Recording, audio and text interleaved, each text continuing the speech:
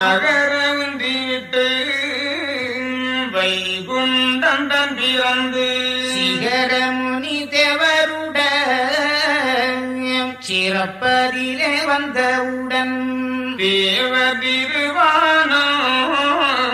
சென்றெடுத்து வைகுண்டரை மூவர் தேவர் மகிழ்ந்து முதலோனை கைகுவித்து ஏந்தி எடுத்து இளந்தொட்டில் மீதில் வைத்து சாந்தி கழித்து தவலோக சட்டையிட்டு சீதை மயக்கமெல்லாம் தீர்ந்திடவே சாபாயிட்டு வீரரையும் வந்து வீரலட்சுமி எடுத்து மடி மீதில் வைத்து